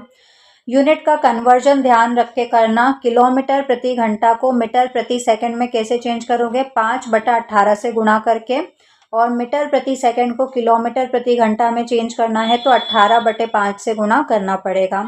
एवरेज स्पीड अगर निकालनी है जब दूरी समान हो तो 2xy अपॉन में x plus Y. X Y क्या है यहाँ पर, दोनों की स्पीड आ जाएगी। 2 स्पीड दी हुई होगी तो दोनों स्पीड यहाँ पर रख देना x और y की जगह पर। इन सब के क्वेश्चन की प्रैक्टिस में पहले ही करवा चुकी थी, जैसे हमने मॉक टेस्ट सॉल्व करे थे तो उसमें सारे इसी टाइप के क्वेश्चंस थे। एफिशिएंसी का फॉर्मूला क्या होता है, वर्क अपॉन टाइम, और एक और फॉर्मूला होता है m1d1h1 अपॉन में w1 बराबर m2d2h2 अपॉन में w2। डायरेक्ट फॉर्मूला है। m मतलब मैन, d मतलब डेज, h मतलब आवर्स और w मतलब वर्क, है ना। तो ये सारे फार्मूलाज को आप लास्ट टाइम पे एग्ज़ाम में जाने से पहले देखकर जा सकते हो, तो आपकी काफ़ी हेल्प हो जाएगी। और ये सारे ही सब्जेक्ट का एक बेसिक है, तो एक फटाफट से एक रिवीजन हो गया है आपका इन सभी सब्जेक्ट का, तो आपको काफ़ी काम आएगा एग्ज़ाम में, क्योंकि आप सब पढ़ते हैं तो अलग अलग बुक से पढ़ते हैं, तो सब कुछ आपको एक ही वीडियो में मिल गया। अब इनकम क्या होती है, आपकी इनकम आई, आपकी सैलरी आई। अब आप या तो उसको खर्च करोगे या तो उसको सेव करोगे, दो ही चीज़ें होती हैं। तो एक्सपेंडिचर प्लस सेविंग क्या होता है, इनकम। सेविंग परसेंट अगर आपको निकालना है तो सेविंग अपॉन में इनकम इंटू 100 कर देंगे। एक्सपेंडिचर परसेंट निकालना है, एक्सपेंडिचर मतलब खर्च, तो expenditure upon income into 100। Income percent हमेशा 100% माना जाता है। Next reasoning. रीजनिंग से पहले कुछ एक दो टॉपिक और अभी जो एग्ज़ाम में पूछे गए थे वो मैं आपको करवा देती हूँ। जैसे कि मान लो आपको कोई दो पॉइंट्स दिए हुए हैं, ए की वैल्यू 7 और 3 और बी की वैल्यू 5 और 2, ऐसे दो पॉइंट्स दिए हुए रहेंगे, उनके बीच की दूरी आपको ज्ञात करनी है। तो इसका एक फॉर्मूला होता है रूट में x2 माइनस x1 का square plus y2 minus y1 का स्क्वायर। अब इसमें ये x1 है, ये 3y1 है, 5x2 है और 2y2 है। x1 y1 x2 y2। x2 की वैल्यू 5 माइनस x1 की वैल्यू 7 इसका स्क्वायर प्लस y2 की वैल्यू 2 माइनस y1 की वैल्यू 3 का स्क्वायर। ठीक है। 5 माइनस 7 2 का स्क्वायर 4 प्लस 2 माइनस 3 1 1 का स्क्वायर 1, तो रूट कितना हो जाएगा 5। तो इसका आंसर क्या हो गया, रूट 5। दोनों के बीच का डिस्टेंस कितना है, रूट 5। इसके अलावा अगर आपको एवरेज या मीन निकालने के लिए आए तो जितनी भी वैल्यूज़ गिवन है उन सबको प्लस करके उससे डिवाइड कर देना। जैसे कि 1 2 3 4 5 का मीन निकालना है, एवरेज निकालना है, तो 1 प्लस 2 प्लस 3 प्लस 4 प्लस 5, वैसे ये तो नहीं आएगा, काफ़ी बड़ी वैल्यूज़ आएगी। बाकी एक एग्जाम्पल बता रही हूँ मैं कि जितने भी वैल्यूज़ गिवन रहे उन सबको प्लस करके उतने नंबर से आप डिवाइड कर देना, तो मीन या फिर एवरेज आ जाएगा। या फिर एवरेज दिया हुआ रहे, इनमें से कोई वैल्यू निकालनी है तो भी इसी फॉर्मूला से आप निकाल सकते हो। इसको इधर ट्रांसपोर्ट करके क्रॉस मल्टीप्लाई करके वैल्यू आ जाएगी। इसके अलावा सिंप्लीफिकेशन के जो क्वेश्चन है वो पूछे गए थे, तो बोर्ड मास वगैरह आपको आना चाहिए, है ना। 4 प्लस 5/2 एलसीएम लेते आना चाहिए। 3 प्लस 8/3/2, इस तरह के सिंप्लीफिकेशन के क्वेश्चंस आएंगे, तो वो आपको आना चाहिए। रीजनिंग देखते हैं। तो रीजनिंग में कोडिंग डिकोडिंग से क्वेश्चन पूछा जाता है, तो सबसे पहले आपको सारे लेटर की पोजीशंस याद होनी चाहिए। ए फर्स्ट नंबर पर आता है, बी का 2 होता है, सी का 3 होता है, डी का 4 होता है, वैसे ही जेड का 26। तो जाते से आपको जो रफ शीट मिलती है ना, उस पर आपको ए से जेड तक लिख लेना चाहिए। तो इजोटी ई 5 नंबर पर, जे 10 नंबर पर, ओ 15 पर, टी 20 पर। जैसे कि G7 से आप G7 का याद कर सकते हो, T20 से T20 का याद कर सकते हो, इस तरह से ट्रिक से भी याद कर सकते हो। Y 25 नंबर पर आता है। अपोजिट लेटर्स याद रखना, विपरीत अक्षरों का योग कितना होता है, 27। ए का अपोजिट क्या होता है, रिवर्स लेटर Z होता है, 1 + 26 27। बी का Y होता है, वैसे ही सी का X होता है, इस तरह से रिवर्स लेटर भी आपको याद होने चाहिए। पैटर्न में अलग अलग टाइप का पैटर्न आपको पहचानने को आ सकता है, जैसे कोडिंग में +1 हो रहा है, +2 हो रहा है, या अल्टरनेट भी चल सकता है, +1 -1 +1 -1, या तो +1 +2 +3 +4, वो आपको वहीं पर पहचानना होगा। ठीक है। क्रॉस कोडिंग भी हो सकती है, रिवर्स कोडिंग के पैटर्न भी हो सकते हैं, तो वहीं पर आपको चेक करना पड़ेगा, प्रैक्टिस से आएगा ये सब आपको। मॉक टेस्ट में काफ़ी सारे क्वेश्चन करवाए थे, तो उनसे आप प्रैक्टिस कर सकते हो। ब्लड रिलेशन में आपको फैमिली ट्री बनाना होगा। मेल के लिए स्क्वायर, फीमेल के लिए एक बड़ा सर्कल बनता है। सेम जनरेशन के लिए एक सीधी रेखा आती है। मैरिड कपल के लिए डबल रेखा आती है, और डिफरेंट जनरेशन के लिए ऊपर या नीचे, है ना। अपने से अप वाली जनरेशन आ रहा है, फादर तो ऊपर जाएगा, फादर के ऊपर ग्रैंड पेरेंट्स है तो ऊपर जाएगा, बच्चे हैं तो वो नीचे आ जाएंगे। ठीक है। जैसे कि यहाँ पर मैं आपको अगर बना के बताऊं, राजेश और उसकी वाइफ मीरा। ठीक है, तो राजेश मेल था तो स्क्वायर आ गया, मीरा फीमेल थी तो सर्कल आ गया। दोनों हस्बैंड वाइफ है तो डबल लाइन आ गई। अब इसके फादर की अगर बात हो रही है तो ऊपर जाएगा बॉक्स में, इनके बच्चों की अगर बात हो रही है तो नीचे जाएगा, बेटी है तो सर्कल में, है ना, फीमेल है तो सर्कल। इस तरह से आप बना सकते हो। डायरेक्शन सेंस के क्वेश्चन आते हैं, तो डायरेक्शन आपको पता होगी, 4 होती है। ये ईस्ट है, ये वेस्ट है, ऊपर नॉर्थ है, नीचे साउथ है। मान लो ये स्टार्टिंग पॉइंट है, इस स्टार्टिंग पॉइंट से मीरा ने चलना स्टार्ट किया, पहले पूर्व की तरफ गई, फिर बाएं मुड़ी तो पूर्व से लेफ्ट ऊपर हो जाएगा, तो फिर लेफ्ट ऊपर गई। फिर यहाँ से दाएं मुड़ी तो इसका राइट ये हो जाएगा इधर, इस तरह से आप निकाल सकते हो। तो नॉर्थ, साउथ, ईस्ट और वेस्ट। पाइथागोरस थ्योरम लगाना है आपको, तिरछी दूरी अगर निकालनी है। अब यहाँ से यहाँ तक की निकालनी है तो पाइथागोरस थ्योरम लग जाएगा, राइट ट्राइंगल बनेगा।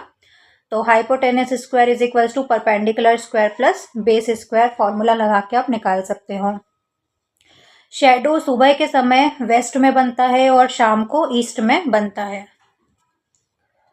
सीरीज और मिसिंग नंबर के जो क्वेश्चन आते हैं, तो सबसे पहले आपको दोनों के बीच का अंतर निकाल के देखना है। अगर संख्याएं तेजी से बढ़ रही है तो स्क्वायर या क्यूब निकाल सकते हो।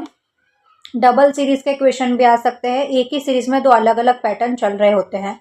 जैसे कि अगर मैं एक एग्जांपल लूँ तो 2, 4, 6, ठीक है, 5, 10, है ना। तो 2 से 4 गया, 4 से 6 गया और 5 से 10 गया। इस टाइप से ये मिक्स सीरीज के क्वेश्चन भी पूछे जाते हैं।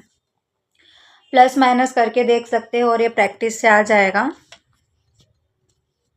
इजी होते हैं वैसे इस तरह के क्वेश्चन, इतने कोई हार्ड नहीं होते हैं। क्लॉक कैलेंडर के, तो क्लॉक का अगर एंगल निकालना है तो एक फॉर्मूला होता है 30h - 11/2m।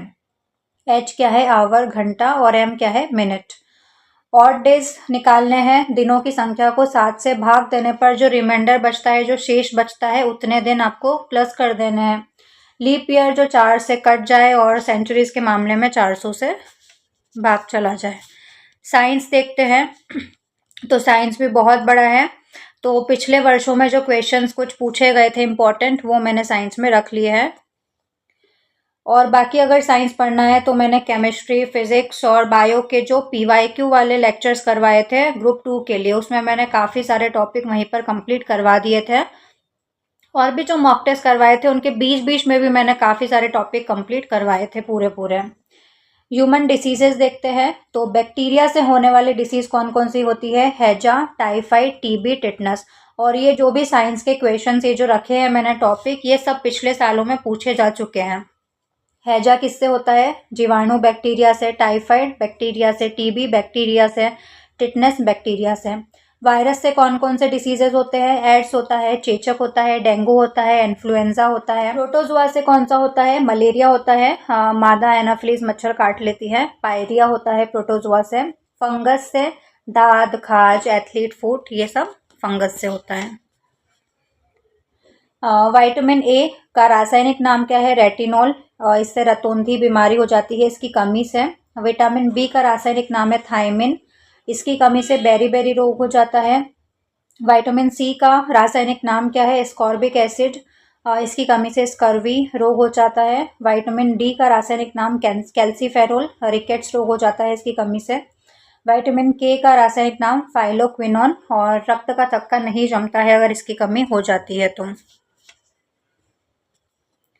माइटोकॉन्ड्रिया को कोशिका का पावर हाउस कहा जाता है। राइबोसोम को प्रोटीन फैक्ट्री कहा जाता है। लाइसोसोम को सुसाइड बैग कहा जाता है और न्यूक्लियस को कोशिका का मस्तिष्क कहा जाता है। Units and measurements, light year दूरी का मात्रक है, पास्कल दाब का मात्रक है, ओम प्रतिरोध का मात्रक है, न्यूटन बल फोर्स का मात्रक है। रिफ्लेक्शन क्या होता है, दर्पण में होता है। रिफ्रैक्शन पानी में डूबी छड़ का टेढ़ा दिखना, तारों का टिमटिमाना। स्कैटरिंग आकाश का नीला रंग, सूर्योदय के समय लालिमा। ये सारे व्यापम की परीक्षाओं में पूछे गए हैं, तो कभी रिपीट हो जाए तो एक बार पढ़ लो। लेंसेस कॉनकेव लेंस निकट दृष्टि दोष के लिए यूज़ होता है। कॉन्वेक्स उत्तल लेंस दूर दृष्टि दोष के लिए यूज़ होता है। न्यूटन के गति के नियम, पहला नियम को जड़त्व का नियम कहा जाता है। जैसे कि एग्जाम्पल, रुकी गाड़ी के चलने पर पीछे झुकना। सेकेंड लॉ ऑफ मोशन बल का व्यंजक देता है F = m/a, संवेग का नियम। थर्ड लॉ क्रिया प्रतिक्रिया का नियम, रॉकेट का उड़ना, कुएं से पानी खींचना, नाव से उतरने पर नाव का पीछे हटना। बेकिंग सोडा को क्या कहा जाता है? सोडियम बाइकार्बोनेट, NaHCO3 इसका फॉर्मूला होता है। Washing soda sodium carbonate, Na2CO3। Bleaching powder calcium hypochlorite, CaOCl2। Laughing gas nitrous oxide N2O। Plaster of Paris CaSO4 half H2O। PH value देखते हैं तो एसिड का पीएच 7 से कम होता है, नीले लिटमस को लाल कर देता है। बेस जो क्षार होता है उसका पीएच 7 से ज़्यादा होता है, लाल लिटमस को नीला कर देता है। न्यूट्रल पीएच 7 होता है शुद्ध जल का। रक्त का पीएच 7.4 होता है, नींबू का 2.4 होता है, दूध का 6.4 होता है। धातु अयस्क देखते हैं, आयरन, हेमेटाइट, मैग्नेटाइट इसके अयस्क, एल्यूमिनियम, बॉक्साइट, ये तो बहुत बार पूछा जा चुका है एग्जाम में। मर्क्यूरी का सिनेबार। मिश्र धातुएं, पीतल किससे मिलकर बनती है? तांबा जस्ता से। कांसा किससे मिलकर बनता है? तांबा और टिन से। यूनिवर्सल डोनर कौन से ब्लड ग्रुप को कहा जाता है? O नेगेटिव को। यूनिवर्सल रिसेप्टर किसको कहा जाता है? AB पॉजिटिव को। मास्टर ग्लैंड कौन सी होती है? पीयूष ग्रंथि होती है। और हमारे शरीर की सबसे बड़ी ग्रंथि कौन सी है? यकृत। हैवीएस्ट मेटल ऑस्मियम है और लाइटेस्ट हल्की मेटल कौन सी है? लिथियम। तो बस ये इतना ही था, ये अपना रिवीजन कंप्लीट हो गया है। मैंने ट्राई किया है कि लास्ट टाइम पर आपको रिवाइज करवा दूं, है ना। तो जो भी पिछले सालों में पूछे गए थे और अभी ग्रुप 2 में जिन टॉपिक को पूछा गया था, तो मेरा यही पर्पस था कि उसको मैं एक बार लास्ट टाइम पर आपको रिवाइज करवा दूं। तो ये कंप्लीट हो चुका है, एक कंप्लीट क्विक रिवीजन था ये आपके लिए। और कोई भी डाउट है तो कमेंट्स में पूछ सकते हो। इसका PDF आपको टेलीग्राम चैनल पर मिल जाएगा। टेलीग्राम चैनल का लिंक आपको डिस्क्रिप्शन बॉक्स में मिल जाएगा। वीडियो हेल्पफुल लगा हो तो वीडियो को शेयर करना, ज़्यादा से ज़्यादा लाइक करना, सब्सक्राइब करना, बेल आइकन ज़रूर से प्रेस कर लेना ताकि और भी जो वीडियोस आने वाले हैं उनकी नोटिफिकेशन आप तक पहुंच जाए।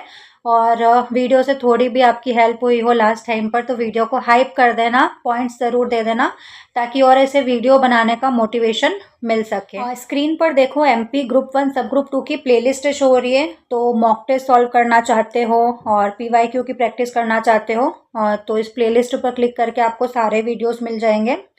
तो मॉक टेस्ट वगैरह सॉल्व कर सकते हो। और आपके एग्ज़ाम के लिए ऑल द बेस्ट, अच्छे से पेपर देना।